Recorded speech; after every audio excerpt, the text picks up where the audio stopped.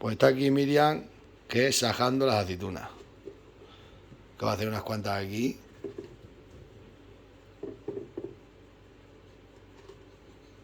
Tiene una quemadura en la mano del horno porque Miriam cocina mucho y por eso se quemó aquí una quemadura.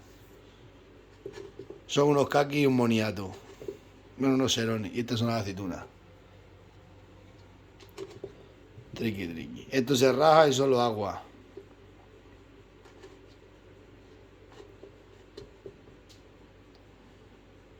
¿O no, Miriam? Ah, sí, agua de la fuente. Agua de la fuente O de los canales. o de los canales. Están súper sanas las aceitunas de este año.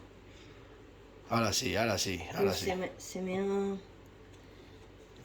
me ha... Dar un porrazo fuerte para abajo. Espera. Que son muy gordas, Ahora. Pues las más gordas se cortan con la navaja. Toda la vida se han rajado con un cuchillo, ¿Os acordáis con la navaja? Se te ponían los dedos negros. De tanto sajar la aceituna. Es que no entran por ahí, y qué sana, Maire, maire, maire. Bueno, pues esto es lo que hay. Con unas pocas. A mí estas me gustan más que las verdes.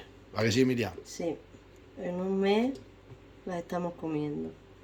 Sí, no hay que esperar, cada tiempo al tiempo.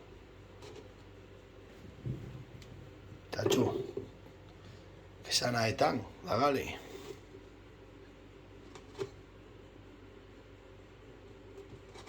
¿Cómo te acica eso? ¿A ver si te acicas un dedo? No.